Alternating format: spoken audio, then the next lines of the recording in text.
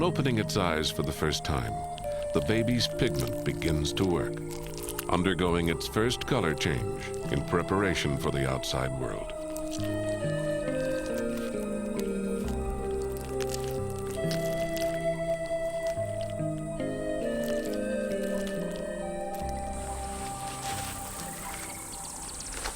Baby chameleons tend to emerge after prolonged rain, when the soil is softest and insects are most abundant.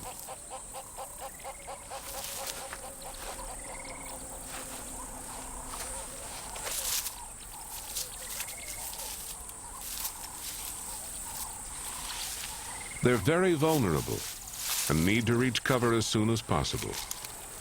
But even at this tender age, the youngsters have the faculties of adults.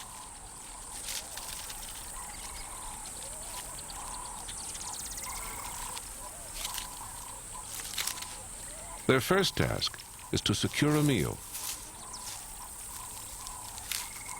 A nest of spiderlings offers the perfect target.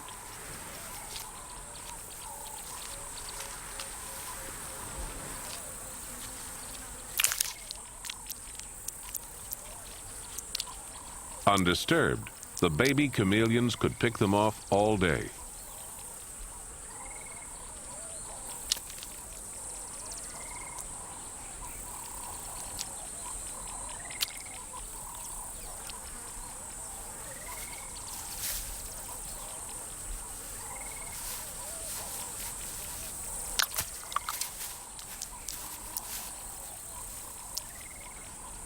Chameleons rely only on their instincts to survive.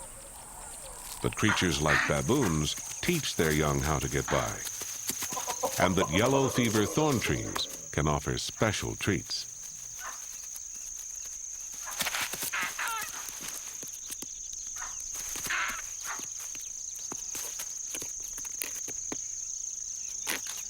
Baboons purposefully damage the bark of these trees to stimulate the flow of sap. They find its sweet taste irresistible.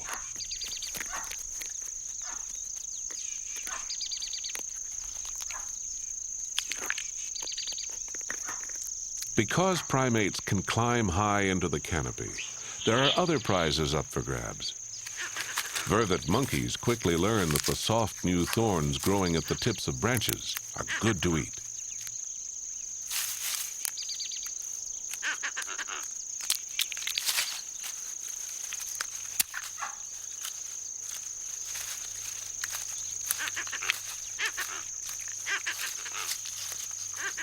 But this baby must watch out.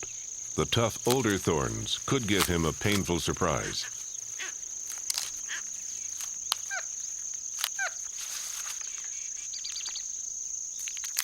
Knowing what's edible and what isn't is all part of growing up.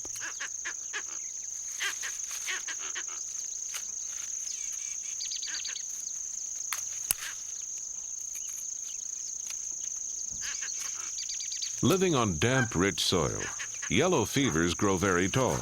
Their leaves are well beyond the reach of most browsers. But in the driest parts of the woodland, other thorn trees are much more stunted and rely on all-out defense. The whistling thorn tree helps protect itself with its own army of cocktail ants, which it houses in special swollen thorns.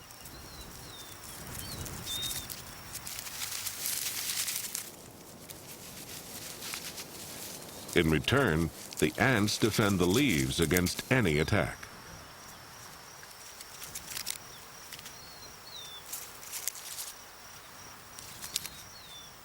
The whistling thorn tree feeds its guardians with nectar, secreted in ant-sized cups near the growing tips of its branches.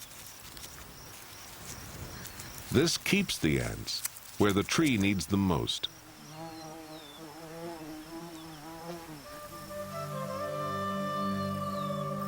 The end of the wet season brings change to the woodland. The underbrush dries up, but the umbrella thorns stay green.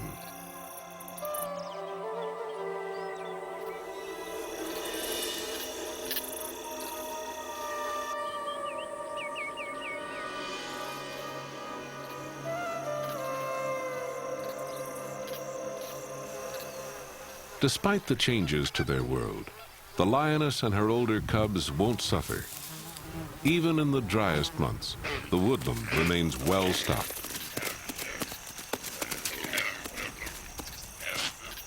Nor do the browsers suffer, for the thorn trees still offer food.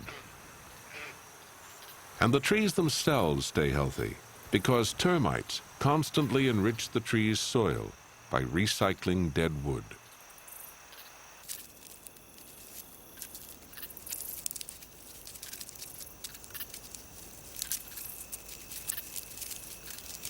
But not all parts of the wood are easily digested, so the termites swallow as much pulp as they can, taking it back to their nests. A termite nest is like a huge air-conditioned factory.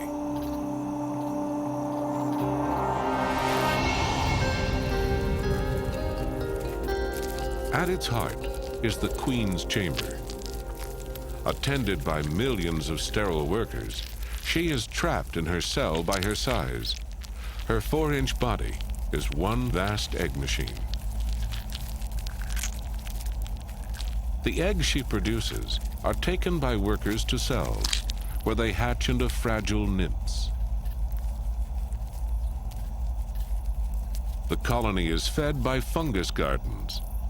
Here, on special combs, the termites cultivate unique mushrooms, which break down the indigestible parts of the wood, creating food for the termites and releasing valuable nutrients into the soil. Termites benefit more than just thorn trees. By their sheer numbers, they become an important food for many woodland creatures, like the rufous elephant shrew.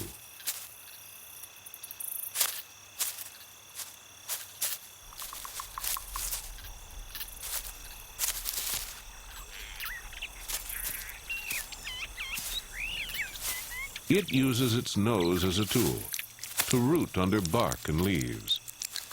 Such a vital organ must be kept clean.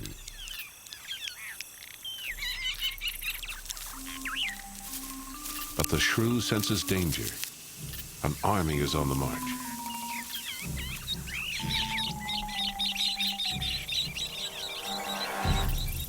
These are Matabele ants.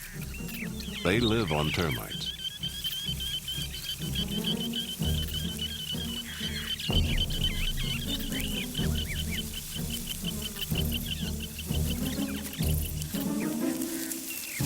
In attack, the ants produce a sizzling battle cry, caused by rubbing their legs against their bodies. They strike fast, kidnapping their victims before the termite soldiers launch a counterattack.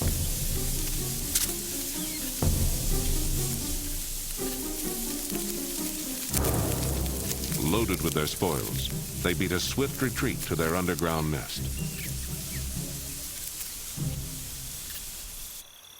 Their treetop cousins, the cocktail ants, have a different agenda.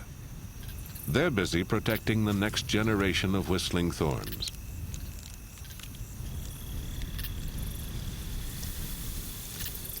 Their seeds are like mini boomerangs, and the trees use passing whirlwinds to sweep them to new destinations.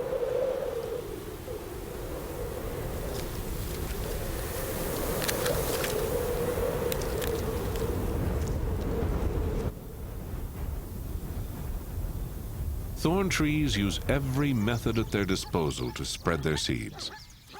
The yellow fevers rely on the animals drawn to them for food and shade.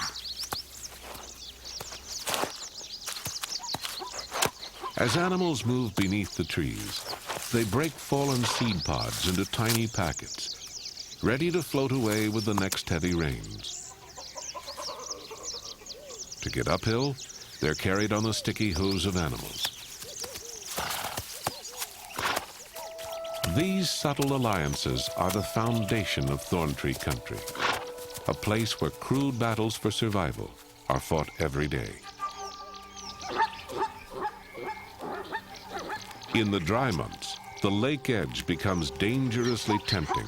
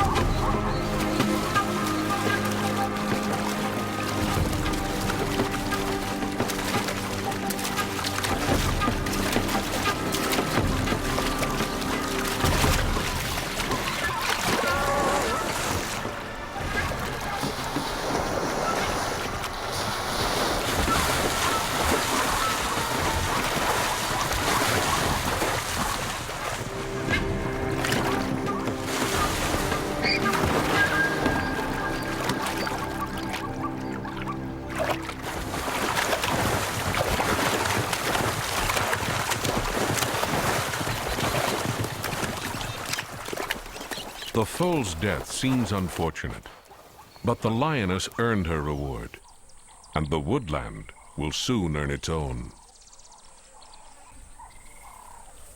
All year, umbrella thorns have sacrificed their leaves to animals.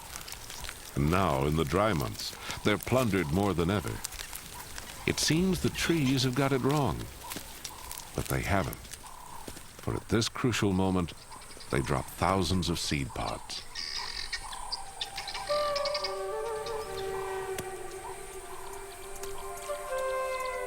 The pods are sweet-smelling, easy to gather off the ground, and the visitors adore them. Impala and other browsers can crunch the pods, but they can't digest the seeds inside, and they carry this treasure in their stomachs throughout the woodland. Dik-dik might take the seeds just a few hundred yards. The impala may travel a mile or two.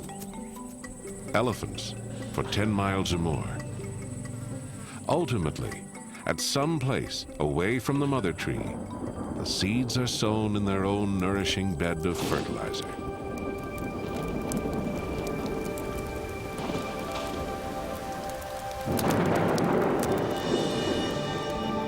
In time, a new generation of umbrella thorns will be born.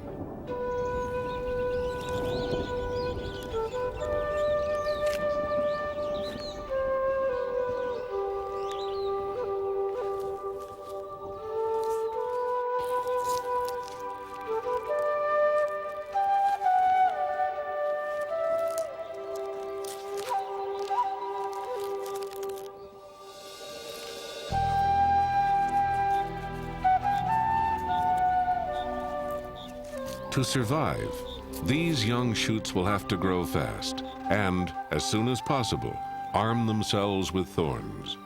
Not as deterrents, but as a control, allowing animals to feed gently. For without their help, the thorn trees could never survive. This special give and take relationship is the foundation for a magical web of life.